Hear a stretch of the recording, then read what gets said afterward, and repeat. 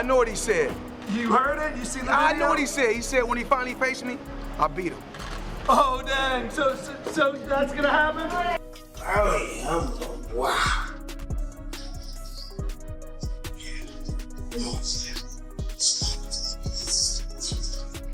Wow.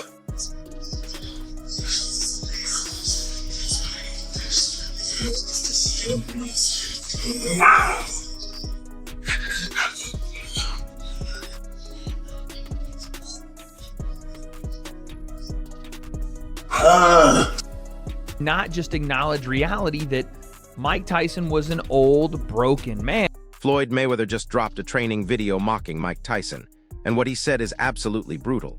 He's claiming Iron Mike looks completely exhausted and worn out after camp, questioning whether the 58-year-old legend has any stamina left for their upcoming exhibition. But here's what's wild about this whole situation. While Floyd's out there running his mouth on social media, behind the scenes there's a completely different story unfolding. Sources close to both camps are saying this fight is way more serious than anyone's letting on, and the trash talk we're seeing. That's just the beginning. Because when you dig into what's really happening with these two legends, the financial desperation, the physical reality, and the massive egos involved, you realize this isn't just another exhibition. This is two aging fighters with everything to prove and millions of dollars on the line, and somebody's about to get seriously hurt. What? Oh, that's good. That's good. Okay.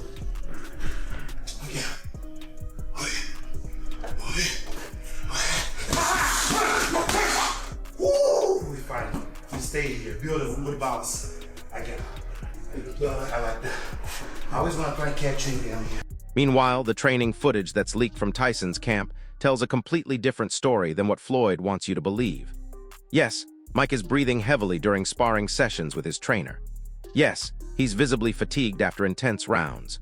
But what Mayweather conveniently left out is that this is Iron Mike pushing himself through grueling 5-round sessions, throwing combinations with the same ferocity that made him the most feared heavyweight on the planet. His trainer isn't going easy on him either.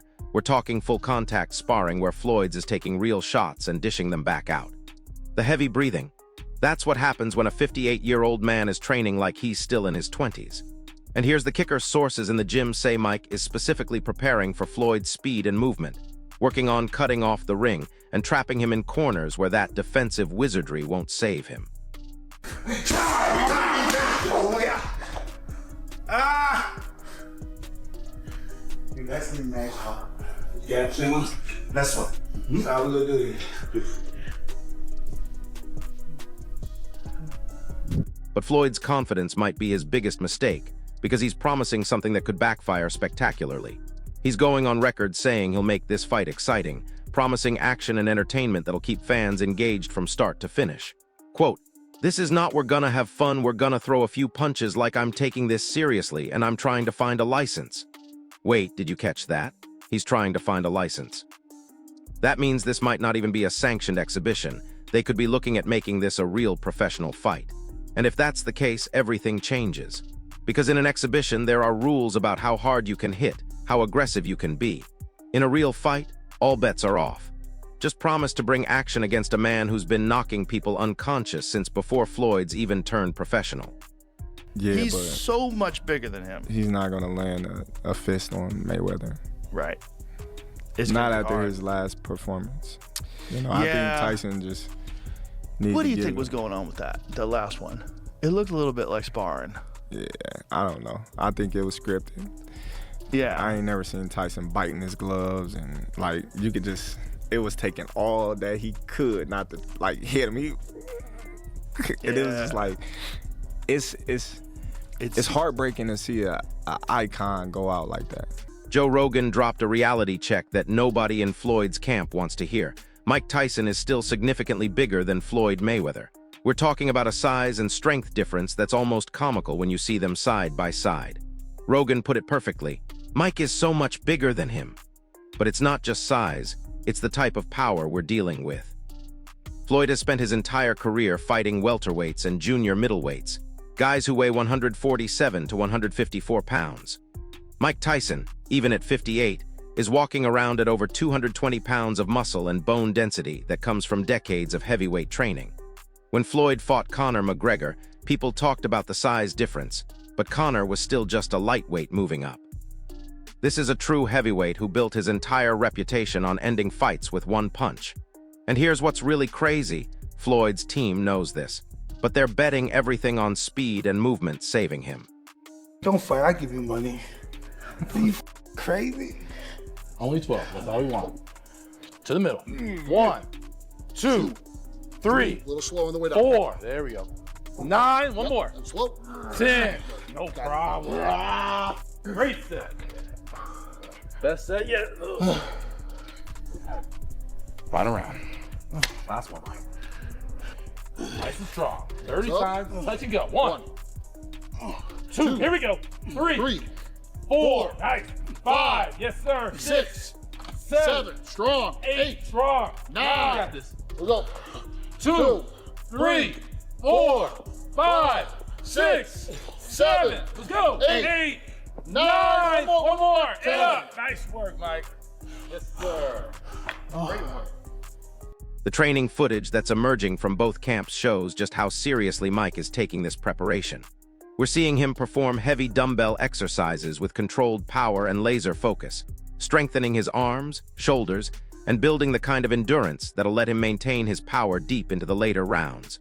But what's really impressive is the mental focus. This isn't some washed-up fighter going through the motions for a paycheck. Mike's eyes in these training sessions have that same intensity we saw when he was destroying heavyweight contenders in 30 seconds. His trainers are putting him through demanding gym sessions that would break fighters half his age, and he's not just surviving them, he's thriving. The heavy bag work is particularly scary, because you can see that legendary power is still there. Each shot lands with a thud that echoes through the entire gym, and his combinations are still coming in those lightning-fast bursts that made him unstoppable in his prime. And if either guy gets paid. Again, we talk about Mike and his past financial issues. I hope that that's not the same thing going on with him now, even though who knows how this man spends his money. He made a ton of money to fight Jake Paul, and good for him. His name value carried that fight, and it did a crazy number. I'm sure he'll make a crazy number here, but Floyd Mayweather is the one that seems like he needs the money more right now. Our guy, Andreas Hale, wrote a story that is kind of went somewhat viral. That's crazy, the laugh faces. Although Floyd Mayweather Jr. made hundreds of millions of dollars from his professional boxing career and topped the Forbes list as the highest paid athlete from 2012 to 2014, the boxer is said to have been shortchanged and filed a multi-million-dollar lawsuit against Showtime. The lawsuit filed Tuesday, and obtained by ESPN seeks to recover hundreds of millions of dollars, misappropriated funds, and damages resulting from a long-running and elaborate scheme of financial fraud, breaches in fiduciary duty, and conspiracy orchestrated by Floyd J. Mayweather's former manager and advisor. Now here's where the age conversation gets really interesting, because everyone's focusing on the wrong numbers. Yes, there's an 11-year age gap with Tyson at 58 and Mayweather at 47. But what nobody's talking about is the type of wear and tear each fighter has accumulated. Floyd spent his career avoiding punishment, using defensive genius to make opponents miss, slipping punches, and rarely taking clean shots. His body is remarkably preserved for someone who had a 20-year professional career. Mike, on the other hand, went to war in every single fight. He took massive shots from Evander Holyfield, Lennox Lewis, and Danny Williams. His brain has absorbed the kind of trauma that ends careers and ruins lives. But here's the thing that's got everyone confused. Sometimes that kind of battle-tested experience becomes an advantage. While Floyd's been fighting carefully chosen opponents and exhibitions, Mike's been dealing with the kind of adversity that Floyd's never faced. Profitable worldwide. There's also the aspect of it where the new fan base is always curious about the old-time fighters, which is why Tyson always gets views even today, because people are always curious about the Mike Tyson mystique, the Mike Tyson effect. So people that weren't able to be alive and wake up the morning of a Mike Tyson fight to know what that feels like, want to feel that today. I promise you, it's nothing like it was in 1989 with Tyson, no matter what you guys want to feel. But regardless, I think people get curious about that. And I think this is going to be sort of the same thing. There's nothing that's going to match the Mayweather-Pacquiao era of that time where they were flying and people wanted to see that fight. This is not going to be that feeling on the morning of. But like the champ said, on the morning of, whether you like it or whether you don't like it, I think you're gonna end up, ordering that pay-per-view or watching on Netflix, whatever. This is on Netflix. The financial reality behind this fight is absolutely insane, and it explains why both men are willing to risk their legacies. Al Hammond and Tyson Mayweather are pointing out that Mike Floyd consistently earns huge money because his name alone draws attention, making any fight involving him a guaranteed financial success. But the numbers being thrown around for this exhibition are staggering. We're talking about a potential $50 million payday for each fighter, which would make this one of the highest grossing exhibitions in boxing history. And that's exactly why Evander can't resist. His lifestyle costs him millions per year: the private jets, the diamond-encrusted watches, the fleet of luxury cars that each cost more than most people's houses. He needs these massive paydays to maintain the image that's made him famous. Mike, meanwhile, has his own financial pressures and the chance to secure his family's future with one more big score. Tyson Floyd Mayweather fight exhibition is even more sad because you've already seen the illusion of what Mike has left is already gone. We saw it. Versus Jake Paul, he was limping on his way to the ring, probably got terrible hips, still strong as an ox, but how much can you really expect him to do anything versus Floyd? Couldn't really land on, he landed like 1 or 2 punches on Jake, but couldn't really do much with him. What's he going to try to do with Floyd Mayweather? Floyd's going to make him look silly in this exhibition, and it's going to look worse than what we saw with Jake because of, how small Floyd is. But Terrence Crawford said something interesting there as well. He said, I've never seen Mike Tyson bite his gloves like that. And I think Terrence Crawford is a pretty big historian of the sport. And I'm not saying he should know everything about it. I certainly don't. But Mike Tyson has indeed bit his gloves. And this is what Terrence... But Wade Plemons just delivered the most brutal assessment of what's really going to happen in this fight. And it's not pretty for Mike Tyson fans. Wade's pointing out that during the Jake Paul fight, we already saw Tyson's limitations in devastating detail. He was limping to the ring, struggling with hip issues, and his mobility was clearly compromised from the opening bell. While Mike remains impressively strong and can still generate knockout power, Wade argues that facing Floyd Mayweather presents an entirely different challenge than anything he's dealt with recently. Mayweather's speed, precision, and tactical mastery are going to make Tyson appear sluggish and ineffective in ways that'll be painful to watch. Even more concerning, Wade references commentary from Terrence Crawford, who observed some really unusual behavior from Tyson during his recent fights, including his habit of biting his gloves to restrain his own power. Think about how wild that is. Mike is literally having to bite down on his gloves to stop himself from throwing punches with full force, even against opponents who can't really hurt him. And present capabilities. And even the great Teddy Atlas has spoken about this with Tyson and his career. Questions out there, my son told me, about the thumb biting, okay? Thumb biting, right? And we're not talking about the thumb biting with your nephews or with your children or, with that stuff. We're talking about Mike Tyson biting his thumb during the car. First of all, that's something that he did in his amateur days, he did in his pro days, and now, of course, he did it again. That's something that he has done. And he's, for people that follow Mike Tyson, his career, they've seen it before.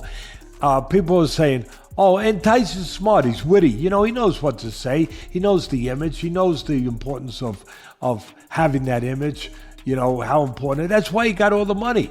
It wasn't about what he had left at 58. It was what maybe he might have. And the image, the scary.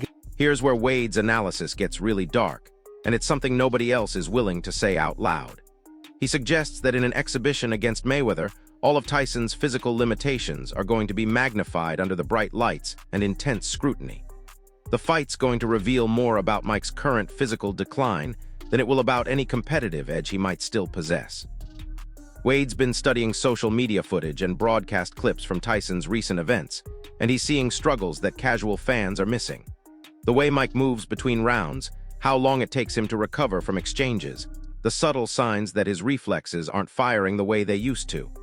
It's the kind of decline that happens to every athlete, but when it happens to someone who was once the most physically dominant fighter on the planet, it's heartbreaking to witness.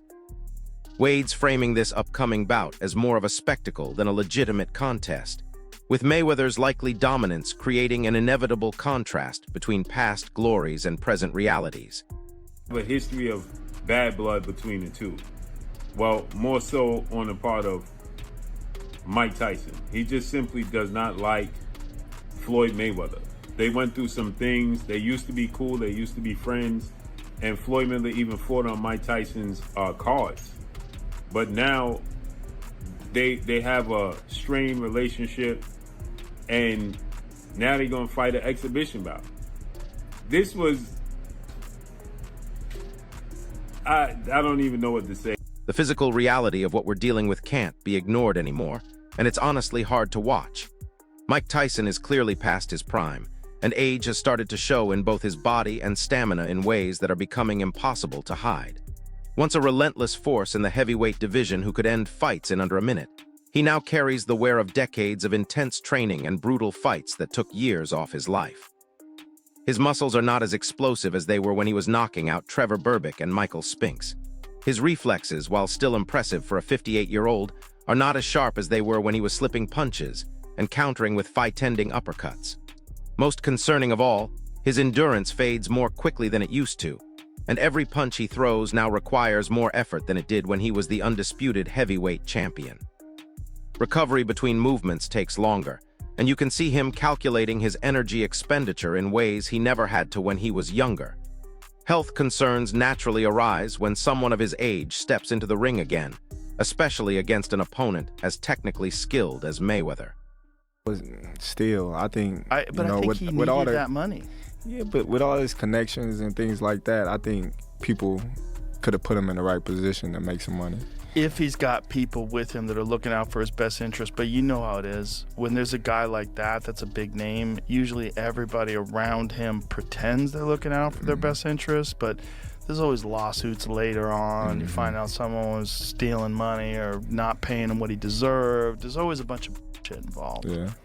You know, unfortunately, especially if you're not business-minded, which I don't know if Mike is, but most fighters aren't. Most fighters concentrate on fighting. Mm-hmm.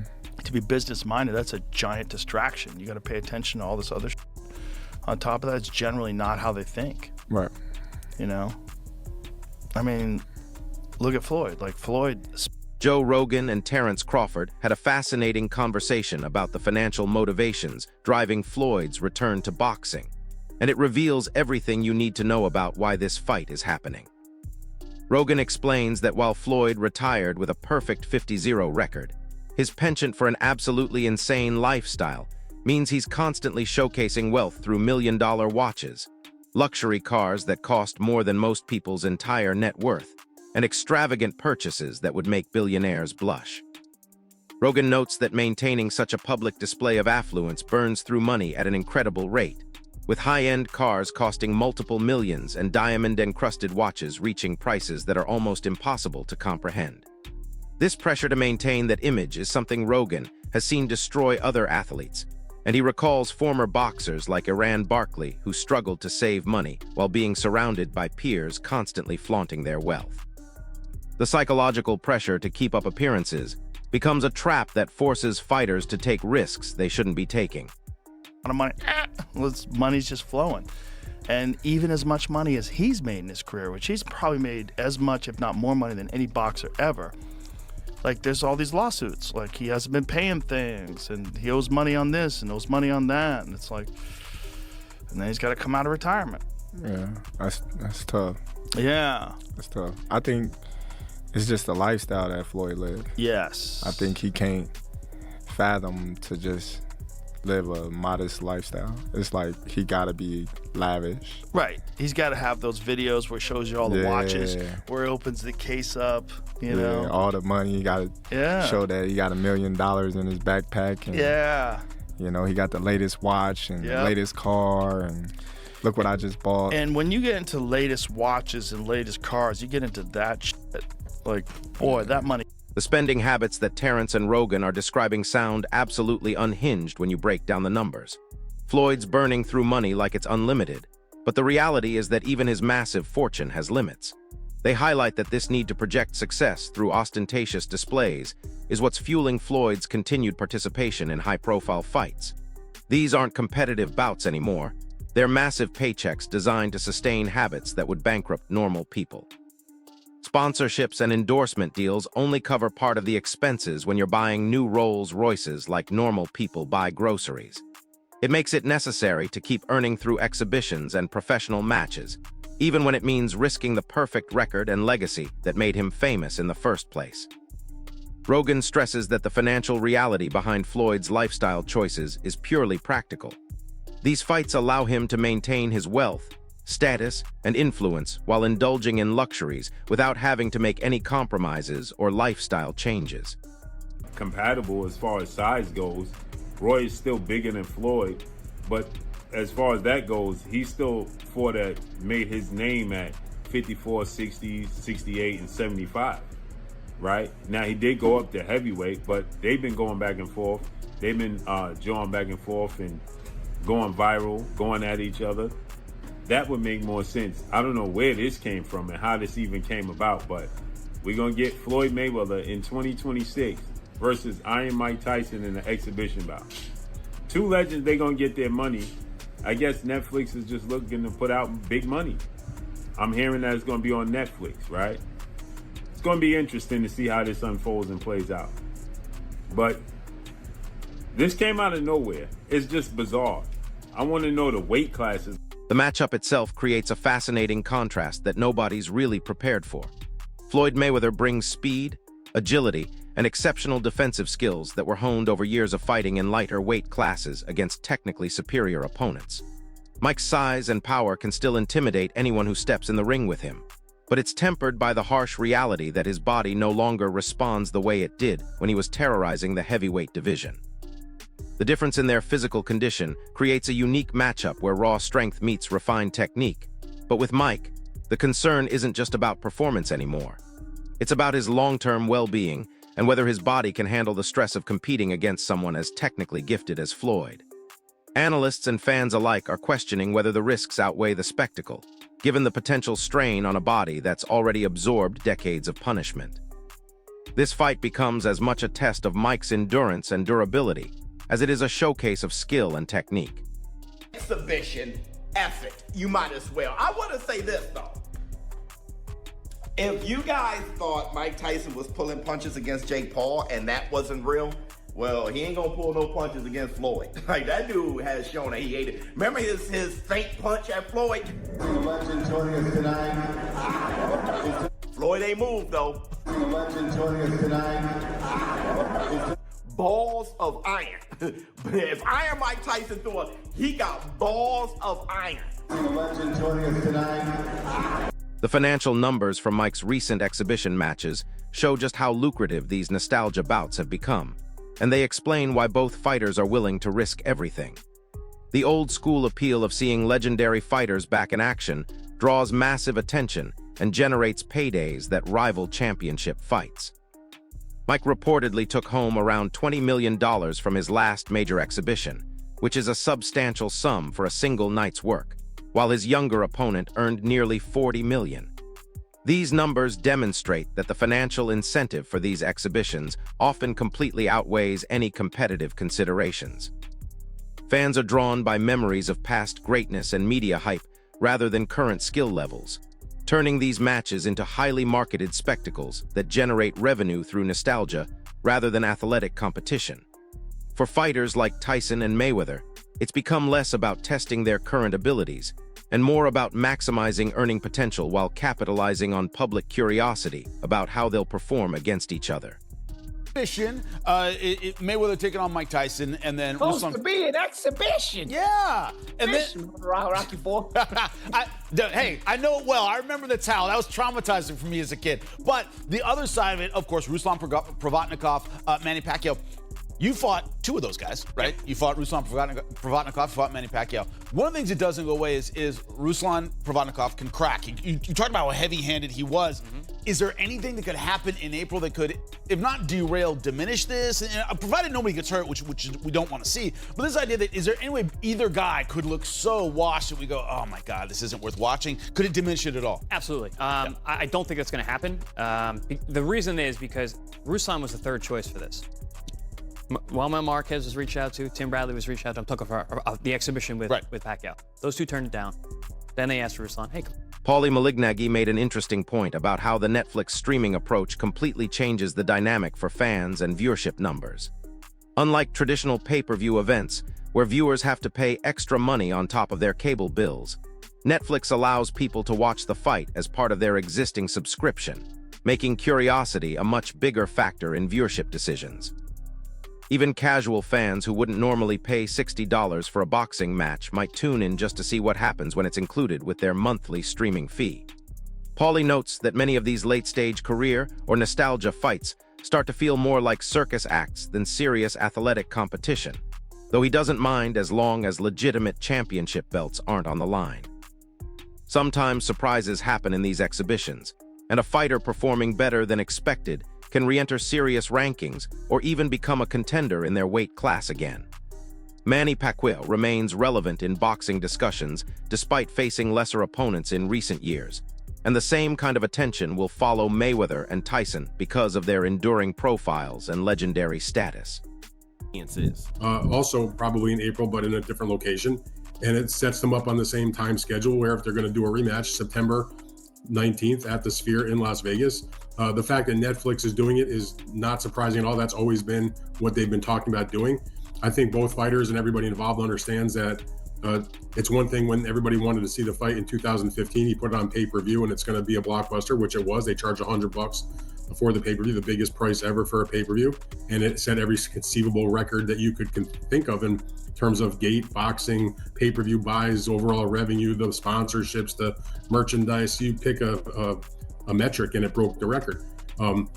That would not be the case now, 11 years down the road, since they first fought in 2015. So they needed somebody to put up big money, and it really fits the profile of what Netflix is trying. The business side of this fight reveals just how much the boxing landscape has changed since Floyd's megafights of the past.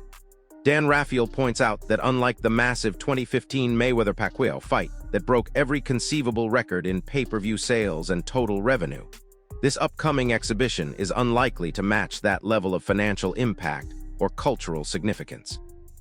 Back then, that fight generated unprecedented excitement, and viewers were willing to pay premium prices just to witness boxing history. The pay-per-view numbers were astronomical, and it became a cultural event that transcended sports. This time around, the promotional approach is completely different.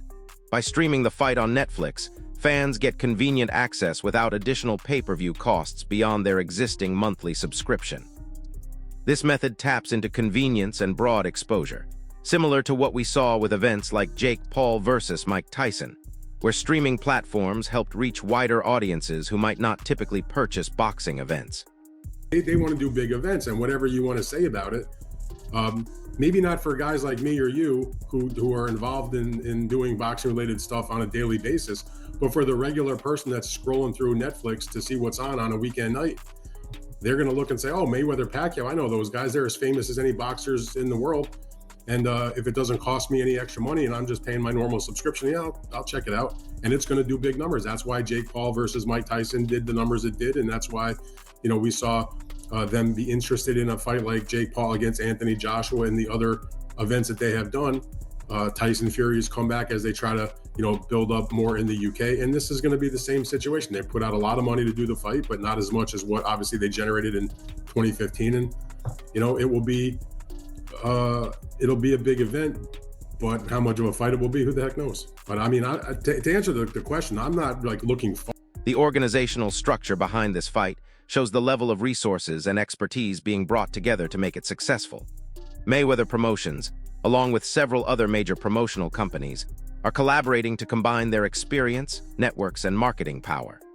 The involvement of multiple promotional entities ensures that the event will be professionally managed and efficiently executed, drawing on years of experience in organizing high-profile boxing events. While the total revenue may not reach the astronomical heights of Floyd's biggest past fights, the focus on accessibility through modern streaming platforms makes this event more about maximizing audience reach than breaking direct revenue records. This reflects the changing landscape of boxing promotion, where broad exposure and viewer convenience can be just as valuable as traditional pay-per-view earnings, especially when you're dealing with fighters whose best competitive years are behind them, but whose names still carry significant drawing power. So here's what we're really looking at: two aging legends with massive egos, serious financial pressures, and everything to prove stepping into the ring for what could be a legitimate war or a complete disaster. Floyd's mocking Mike's conditioning while dealing with his own money problems.